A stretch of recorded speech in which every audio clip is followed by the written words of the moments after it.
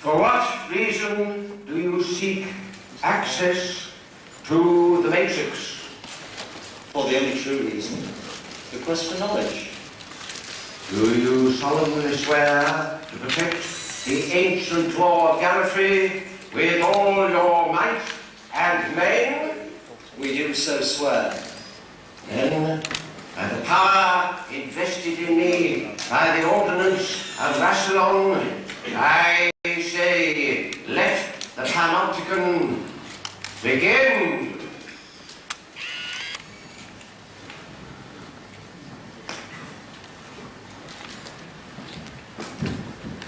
Other genres to provide with lots of sources for its development. And of course he's developed. But I mean, one of the things I really want to do with Sil is to make him as frightening as possible, given the way Doctor Who had developed and time and all that. Because that was the thing that I always loved about Doctor Who as a kid, was being frightened. And I felt that Doctor Who wasn't as frightening as it used to be, but then that could be because I was a kid. And as you get older, more other things come to mind. So it was a bit difficult to know precisely whether it was going to be fun. It was going to be fun enough. And I believe it probably was, all the general atmosphere of the programme. And but then, in the subsequent script, it was more into a comic character.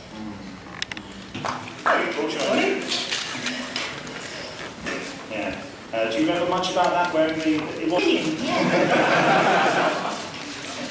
No, I didn't. No, I had a brilliant makeup artist who, unfortunately, his name fails me, but he was a he. I quite like that. You'll be wearing it tonight. I will, yes. Wanting it later. I talked about the cop-out ending there. Little biased, I suppose. But what do you think of the fact that later on they explain that none of that had actually happened? Did you really see me married to Brian Blessed? Well, certainly things would have to change a bit, I think. No, I mean, I liked being killed off. I mean, John actually asked me, we had lunch together before the final season, and he said to me, how do you want to go? And there's several tabloids managed to print it, so I happened to tell them, I'd like to go with a bang, I said. So, that was printed. No, I didn't want to sort of like get out the TARDIS and wave goodbye and say, I'll write and let's be pen pals and all that kind of stuff, and shed one, obligatory tear. I just wanted to sort of do something a bit more exciting, so I like the idea of being sort of blown up or, destroyed or something a bit, messy and memorable, hopefully. So I actually really liked the ending, and I didn't quite like the idea of actually being married up to Brian Blessed. I'd actually love to see that in a series, though. Wouldn't that be funny?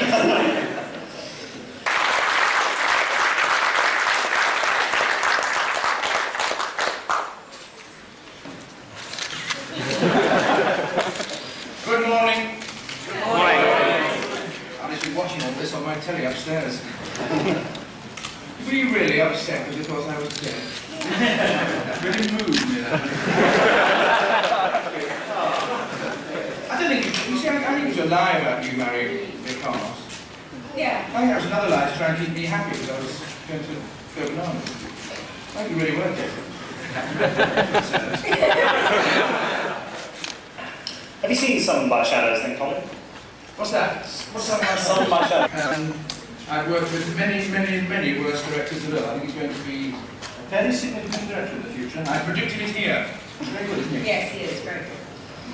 Enjoyed working with him. And a nice guy, too, which is... Yes. Oh, pleasant. It is, isn't it? Don't look many of them, do you? Nicola was talking just now about the developments of peculiar, isn't it? I really let's do something about this. That should be on a swivel or something. I was talking about the development of the relationship between the two characters when you were in the series. I mean, would you go along with some of what she was saying if you heard any? I missed that bit. Right. The sound was intermittent on right.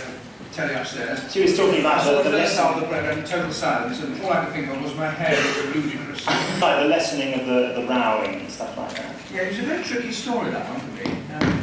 I've mentioned before that I had great difficulty in finding out from those concerned, namely Eric Said and Philip Martin, bless them.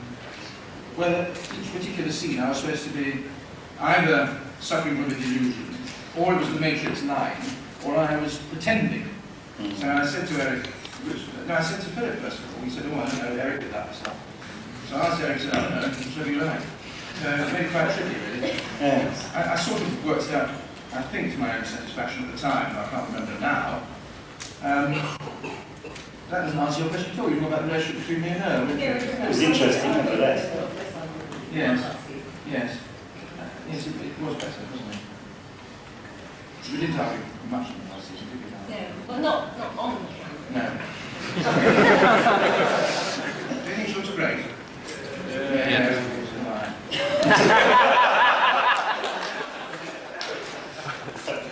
That's why they put me.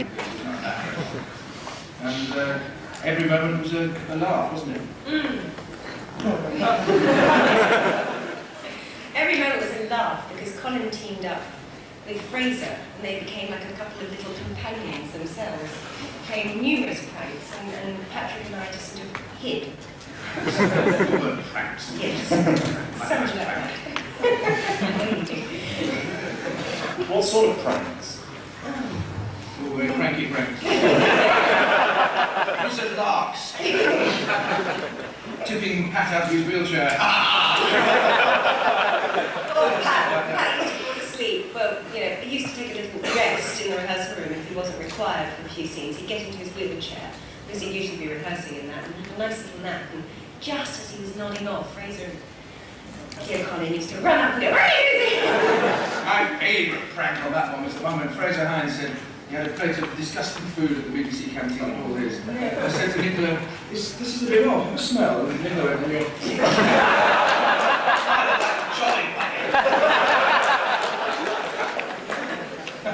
yes, I fell for that one. Except then I went and got Fraser some pudding. Ice cream with Worcester sauce. How much did he eat before he... One large spoon.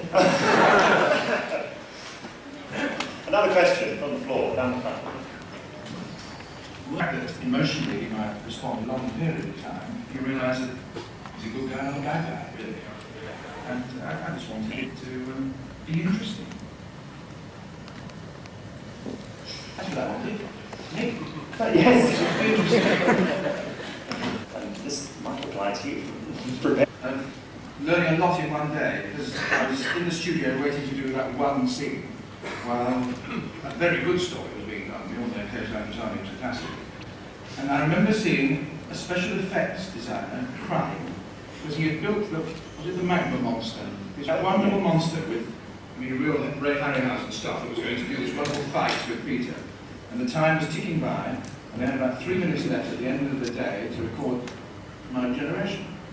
And so they had to scrap the Magma Monster completely, and it was laid down on the floor, and Peter came past saying, not your day, he said, instead of a lengthy fight, which was supposed to take place. And this guy had been working for months building this thing so it would work, and they had 6 men operating it with rods and levers and things. He was and I thought, yes, I can see the problems with making this show. It was, the last 20 minutes of the day, you've got to record 20 minutes of television. And whatever you do stays in. Actually, Which is why half of Paul Darrow's performance exists.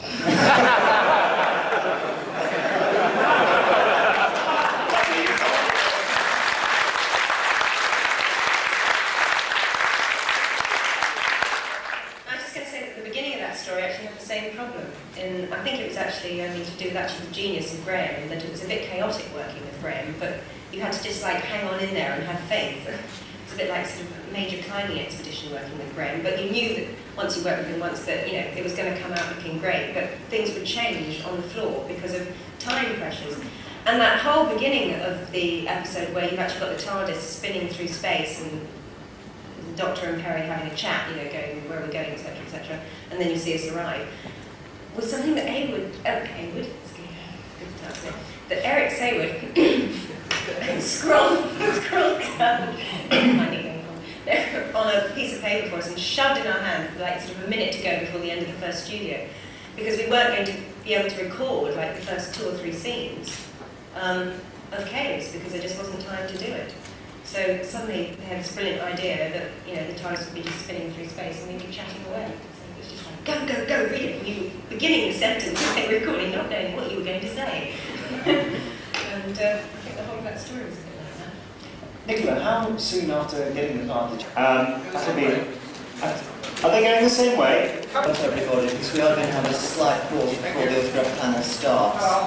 I've got to set the room up, and also Colin and Nicola are going to grab a bite of lunch. Colin does have to go fairly early this afternoon. So the autograph panel will be starting probably in about 35 minutes time or so. We are now up to lunch, and we're doing pretty well actually, we're about running 3 minutes over.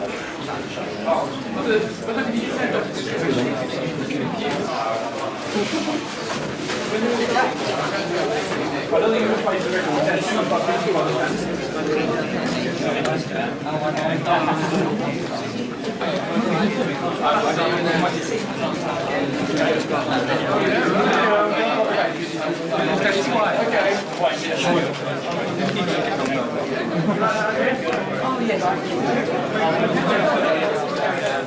You're very welcome.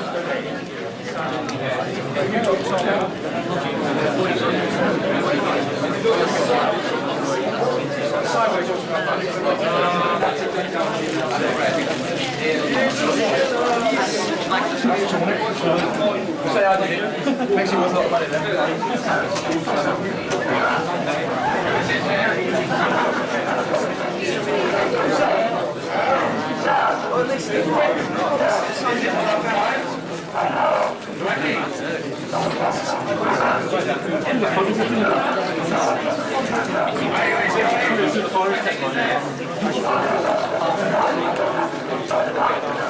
Is it? Does it bring back all the orifices you never knew you had? This is somewhat suspect material. I thought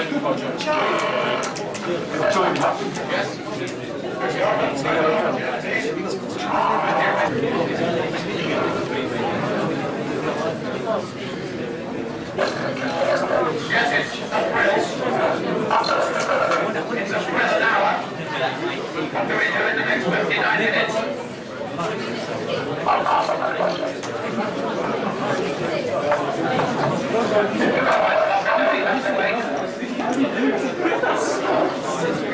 I want to get a video cameraman and a humanoid all in one go. Very well. What did you say, darling? Stop holding up the camera. Here's why I saw.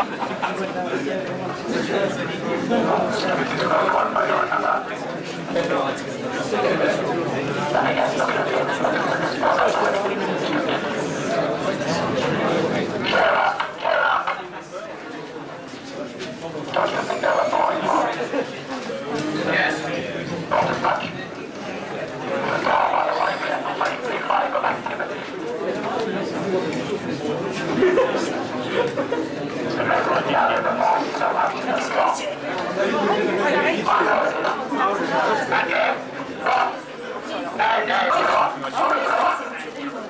A Benson publication walk into a room to have somebody scribble all over it.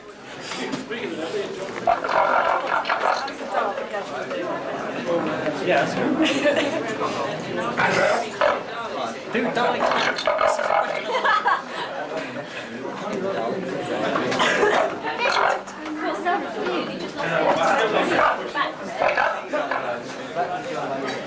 want him as well. Yeah.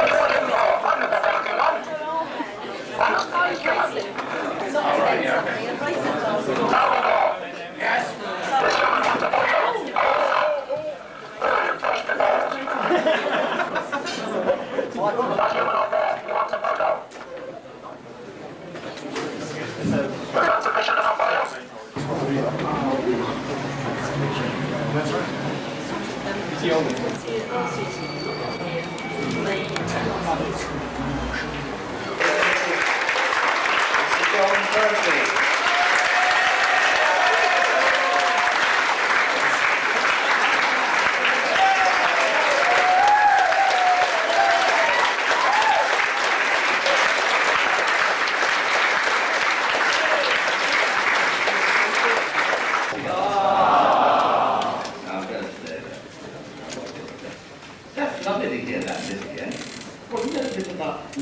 Did you have that bit?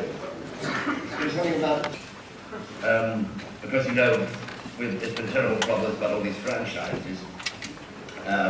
Wurzel finished about 18 months ago on Channel 4, and so I wanted to start a new program that I've been working on about the last window, because the production company went out the window, so we went with them, which is a pretty sad state of affairs, you know, to have a program with 12.5 million viewers and then not have a production company. Indeed. This franchise problem seems to be going on for quite a while. I mean, is the end in sight? I mean, when franchises are sorted out? Well, yes, it's at that moment when perhaps they will be more receptive to ideas of new programs. So I hope that some of our 2 or 3 ideas actually I've been submitting, and I hope that some of them will bear fruit. And how? I'm getting lazy in my own world. And that period when it marked it, these 3 services shows all took over. They changed their names to be called Ours Waterlogged Spa, and Richard Murdoch, Kenneth Horne became Much Finding in the Marsh, and then that became Round the Horn, which is called Beyond Our Ken. And Charlie Chester's show, the Army show, that became Stand Easy. And they became the top radio shows of the period. I used to be, in Waterlogged Spa, we had a repeat. We were originally on the Light programme, so we had the Light origination, we had a repeat on the Light, and a repeat on the Home, and London Transcription Service, and 11 General Overseas. All those are repeats in 1 week. So you can imagine you run Light radio because you've got paid for it. So this was a great era to be involved with, and I used to do things on Workers' Playtime, and Variety Bandbox, which is where Frankie Howard started. It was Ray Brown who wrote this. And then we all went out into music halls, and I spent many years touring in the music hall. And the film industry was much more alive in those days. We tried to make a lot of movies in those days when we were making British movies. So I was watching a film you handled with before, and you were doing that, don't you? Oh, don't talk of that. That was terrible. I was originally in a Funny Thing Hadn't Operated Before, and that's the stage production. And I played it for 2.5 years in London, Frankie Howard and that.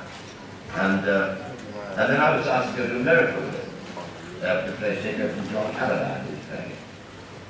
And then they came off in America, so I didn't go. Now this is interesting. Hands up those of you who have heard of Cyril Vostell. Yeah, well that's not bad. And you know him for what? 1 film? The Producers, right? Would that be it? I mean that's about all really. Very much of a culty actor, superb film. In fact it was a Mel Brooks film, but yeah, The Producers.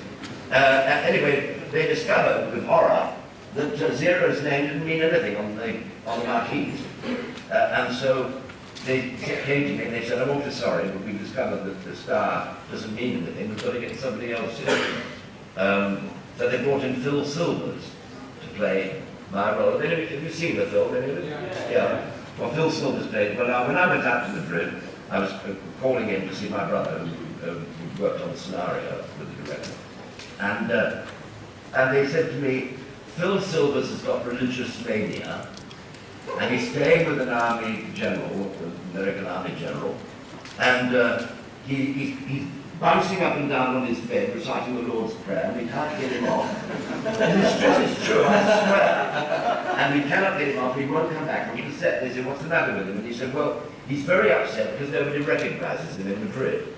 And he was expecting, everybody knew, Sergeant Bill. Biography was called Moonboots and Dinner Suits, which was my son, when I said that I was going to do when I in an area where I could go skiing in the Pyrenees, and then they sort of shishi people there, and on dinners they used to put on dinner jackets for special occasions.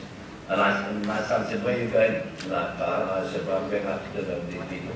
And he said, oh, I suppose it'll be the usual crowd, and then moon boots and dinner suits. Moon boots, these sort of padded boots that one wanders around in the snow. And I thought, what a hell of a good title. Because, with the Doctor Who connotation, science fiction, and the fact that I'm sort of sportsman like skiing and so on. So I thought it was a good title. The book caused somewhat of a furore with my publishers, because when they got it, they said, what's this? This isn't an autobiography. I said, well, whose is it? Tom Baker's. And they said, no, but you finish long before your life. And I said, good God, I've got 3 horns while with this right here. A lot of things have happened in my life, so that took me from when I was born, all my sort of childhood recollections, those who have read it, I apologize for repeating them. And it just went up, I think, till just after the war, didn't it? Yeah. When I came out of the Navy, and I think I did a bit about the Navy now, not very much. So the other half, or the other 2 halves, or 3/3 or whatever, I will be doing them, but when I'm out of work. Because I wrote the movements into disuse at the very time when I should have been working on the film of Funny Thing Happened on the Way to the Forum, which we've just been talking about.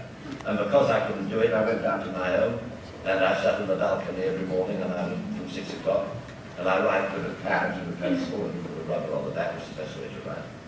I don't like what typing onto machines, it's soulless. And so the next long period I have where I will see my bubble of work, then I'll start on the next part of the autobiography. Yeah. How do you feel like your son finally gets a break from Tony and your big suicide note?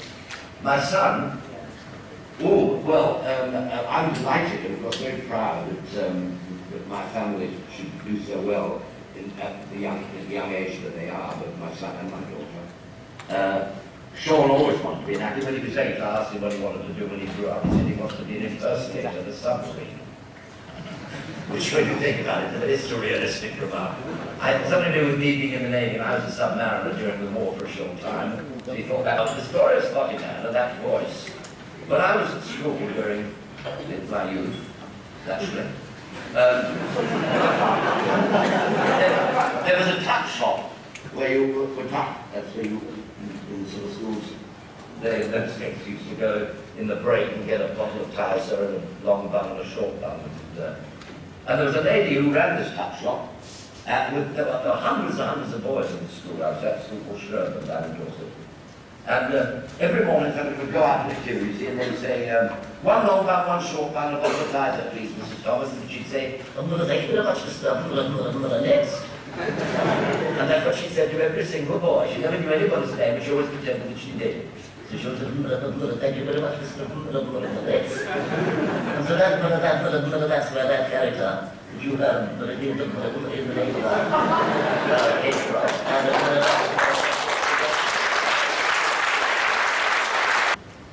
any of you been to these things called San Antonio? Anybody know it? Yeah, right. Well, opposite San Antonio, if you look out, there's an island called Conejera. And between Conejera and Playa, on the left, there is a reef. And the navigators in the early sort of Greek and Roman days were terrible. They used to take a chance. They didn't want to go all the way down that way and row back. But they wouldn't tack, they would sail in the direction they wanted them to go. And so they would often take a risk. And we were diving over this reef. And my diving master, Dr. Ted Fortenbacher, was a very eminent diver who used to dive books. And he said, we'll take a look around here. And we saw an octopus disappear down the mouth of an amphora, which you know an amphora is, those big Greek urns, and Roman urns. And it went down the mouth of that, and we saw, we stand away from it and saw that it was an amphora. And then we got the amphora out, and we realized there were others there. And so we spent then for about 4 months diving on this wreck, and we got a lot of goodies, including that ring. Now the interesting thing, of course, is that the sailor who lost his life on that went down with the ship. He'd obviously found the coin, and he said, this was in about 49 AD, and he said, that's an old ring, that's 850 years before Christ. He said, that's really old, that island made up into a ring. So he had it made up into a ring, and then he lost his life, or maybe he didn't, he lost his grip anyway. And I found it all those years later, in the 50s. There's something else like that, if you haven't seen one before. That's what they call a piece of 8. You see? That's a silver coin.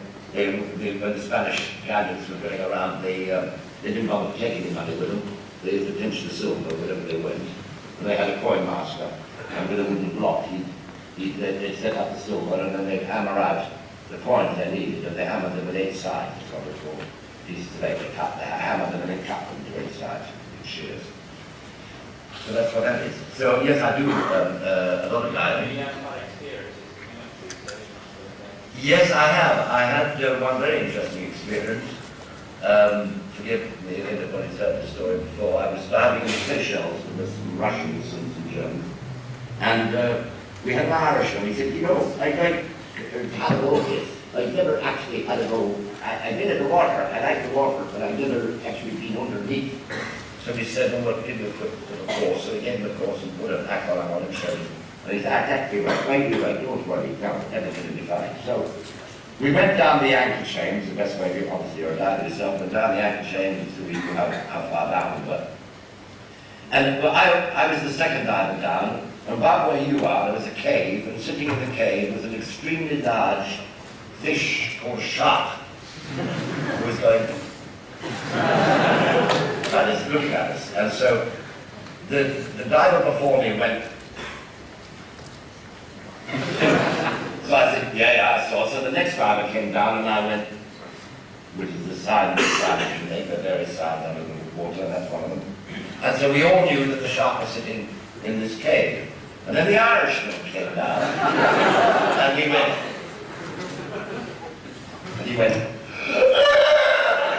and he opened his mouth, and of course, immediately started to drown. So I've never seen anybody faint under the water. So we snapped the pipe in his mouth and gave him sort of artificial respiration under the water, and then took him and stood him about 300 feet away and said, don't move, you see, stay there.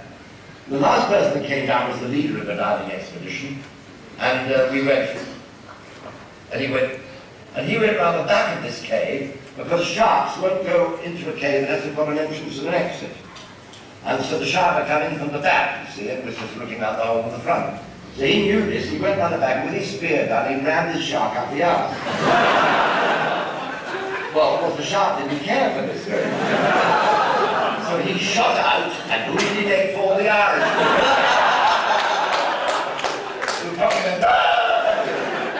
and we took him up and said, he'd never go under the water again. That's the last time.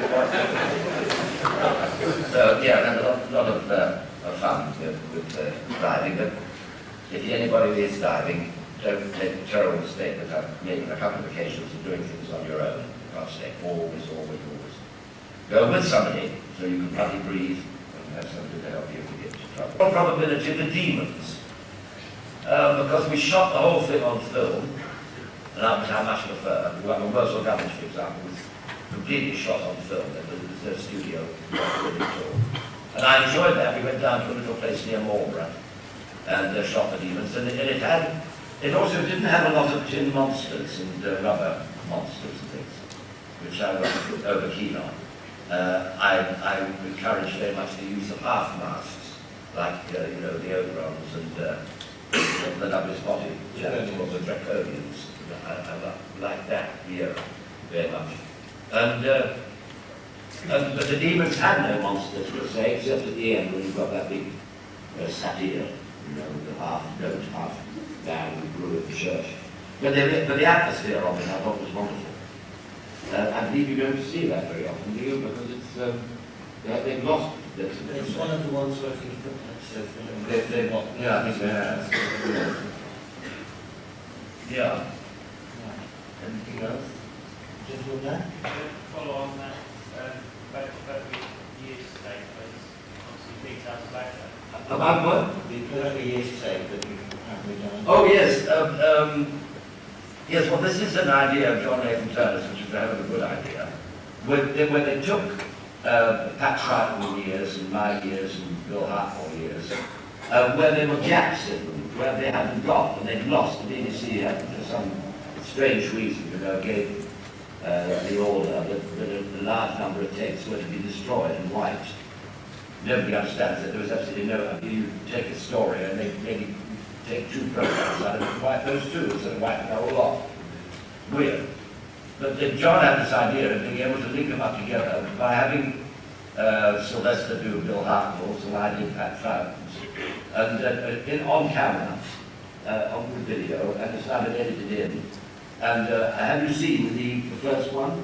Anybody got it? The first 2. You've done the Hartmore, you've seen the Hartmore and the Triton. Yeah, well, I'm interested in it too.